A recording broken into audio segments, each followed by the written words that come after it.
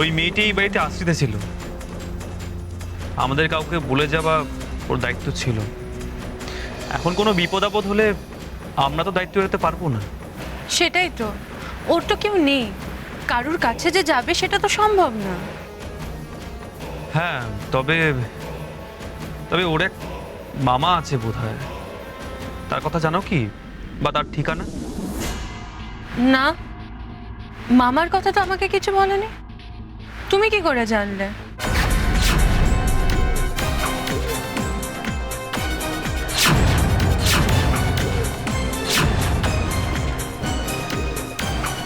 এই গেলো, বড়দা কি লুকিয়ে লুকিয়ে মেয়েটার সাথে কথা বলেছে নাকি?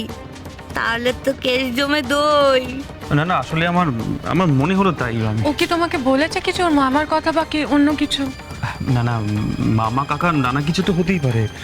আমি আসলে বলতে চেয়েছি যে ওই মেয়েটির কোনো আত্মীয় আছে কিনা সেটা দেখো, যদি থাকে সেখানে গিয়ে খোঁজ নাও। ও বড়দা, ধরা পড়ে যাচ্ছিলেন তো, কোনো মতে বেঁচে গেলেন।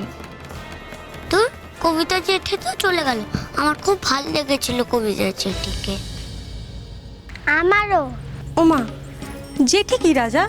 মাসি বল, জেঠু না থাকলে আবার জেঠি হয় নাকি? কবিতা জেঠিকে তোমরা জিজ্ঞেস করলাম জেঠুকে, আমাদের বড় জেঠুই কি তোমার বর?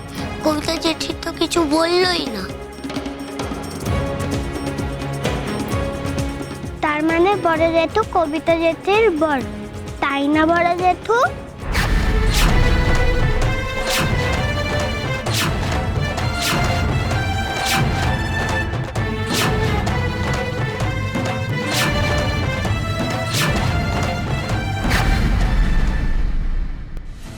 এই তো জ্ঞান এসছে, কি যেন বলছে।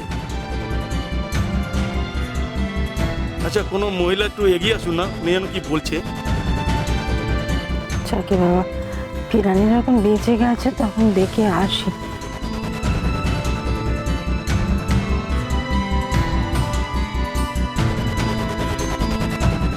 দেখি একটু সরুন, একটু সরুন, একটু সরুন, একটু সরুন, দেখি দেখি একটু দেখ, দেখি দেখি, সরুন সরুন।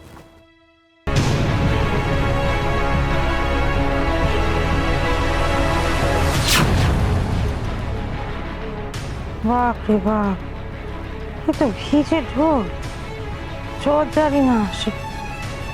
দেখি মা,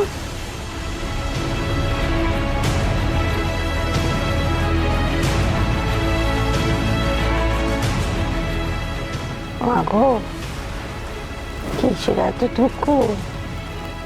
তুমি যে পেরানটাই দিয়ে দিচ্ছিলে, একবারে বাড়ির লোকেদের কথা মনে পড়লো না? মা, বেশি বয়স তো মনে হচ্ছে না, এই বয়সে এমন কাণ্ড কেউ করে? মা, আমি তো তোমার মা, মায়ের মতোই। দেখি তাকা, আমার দিকে তাকা। শুনছো?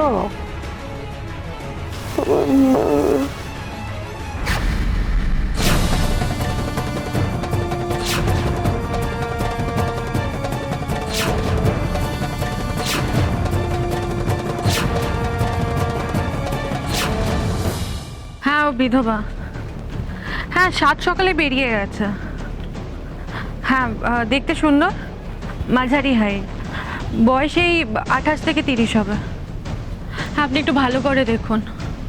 শুনুন, প্রত্যেকটা বাস স্ট্যান্ড, রেলওয়ে স্টেশন ভালো করে চেক করবেন। আমি অফিসে এসে সব ডিটেল নেব। বাবা, বদ্দি তো হেব্বি ব্যস্ত হয়ে পড়েছে কবিতাকে নিয়ে, কিন্তু তাকে কি আর খুঁজে পাবে বদ্দি? ওদিকে বদ্দা তো ওই কবিতাকে নিয়ে একেবারে ঘেটে ঘন্ট পাকিয়ে গেছে। থাঙ্কু রাজা রানী, বদ্দা নাকি কবিতার বর। বাচ্চাদের কাছে শুনে বদ্দা সেই যে রেগে মেগে ওপরে এসছে, আর রাগ নামেনি মনে হচ্ছে।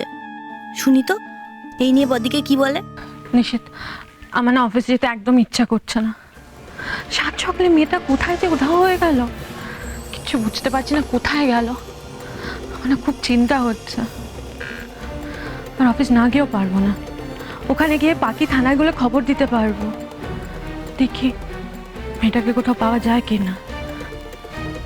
যদি ভুলে গিয়ে থাকো তাহলে মনে করে দিই, কাল থেকে বোধহয় আমরা সন্তান হওয়ার ব্যাপার নিয়ে খুব চিন্তিত ছিলাম। তুমি কাউকে বাড়িতে নিয়ে এসেছো, তাকে তুমি এই বাড়িতে আশ্রয় দিয়েছো। এখন সে কাউকে কিছু না বলে চলে গেছে, তাকে তুমি খোঁজো, আমার তাতে কোনো আপত্তি নেই উর্বশী। তোমার কিন্তু আমাদের ব্যাপারটা নিয়েও ভাবা দরকার। তুমি সারাক্ষণ ওই কবিতা বলে মেয়েটিকে নিয়ে ভেবে যাচ্ছ। আচ্ছা, ও কি আমাদের জীবনের অংশ? কি হয়েছে তোমার? এই কথাগুলো তুমি বলছো?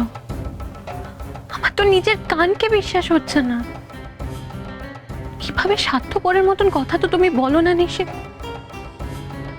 আমি তো আমাদের ব্যাপারটা নিয়েও ভাবছি। আমি তো জানি মা মন্দিরে গেছেন মানত করতে আমাদের জন্য। তাহলে তোমার গর্ভধারণের ব্যাপারে চিকিৎসা শুরু করার জন্য আমাদের ডাক্তারের কাছে যেতে হবে উর্বশী। তুমি সময় বার করো, দরকার পড়লে আজই যাবো। শিব, আমি চিকিৎসা শুরু করলে এক্ষুনি প্রেগনেন্ট হতে পারবো না। কাল রাতে তো ডাক্তার তাই বললেন। কেসটা কি? গর্ভে বাচ্চা ধারণ করতে পারবে না বদ্দি? এ আবার কি গেলো? একবার কবিতার খবর পেয়ে যাই, তারপর সন্ধেবেলা সারোগেট মাদের কোথায় পাওয়া যায়, ডাক্তার কিভাবে আমাদের সন্তান অন্য মহিলার গর্ভে দিয়ে বড় করবে, সব ডিটেল জেনে নেব। কেমন? কি সব আবল তাবল বলছে বদ্দি? কার বাচ্চা কার গর্ভে বড় হবে? আমার তো কিছুই মাথায় ঢুকছে না। না, তেমন হলে আমার বাচ্চা দরকার নেই উর্বশী। আমি তোমাকে নিয়ে সুখী আছি, সারা জীবন থাকবো, কিন্তু অন্য মহিলার গর্ভে আমাদের সন্তান বড় হবে সেটা আমি কিছুতেই মেনে নেব না।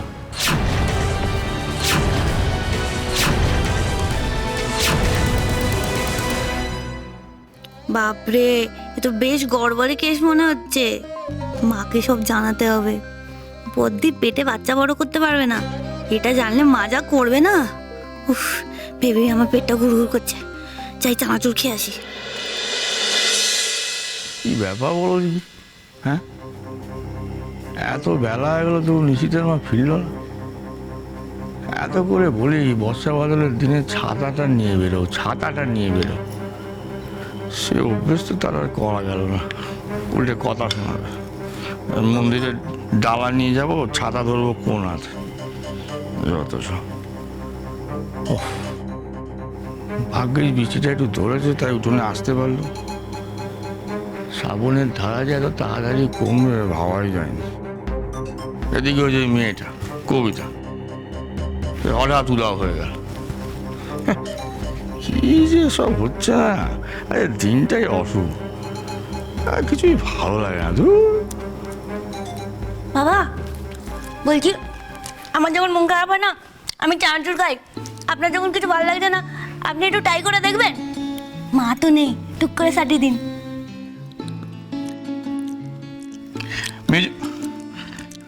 উফ, তোমাকে নিয়ে না, তুমি কি বলো দেখি মেজে বৌমা? হ্যাঁ, জল যন্ত্রণা মেয়ে বাড়ি থেকে উদাও হয়ে গেল, আর তুমি বলছো চানাচুর খেতে বুড়ো বয়সে? আরে তোমার কাণ্ড জ্ঞান বলে কিছু নেই মেজে বৌমা? হ্যাঁ, নেই। আমি কবিতাকে খুঁজে বের করবো বাবা, ওকে এই বাড়িতে নিয়ে আসবো। দেখো তোমরা যেটা ভালো বোঝো, তবে এখানে না আনাই ভালো। বরং ও যেখানে থাকতে চায় বা যেখানে থাকলে ওর ভালো হয় সেখানেই রাখো। বাবা কবিতাকে এ বাড়িতে না আনার জন্য বলছে।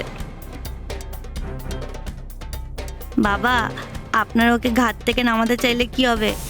বদ্দি কি আর সেটা করতে দেবে? দেখবেন ওকে ঠিক টানতে টানতে নিয়ে আসবে। খোশমশাই,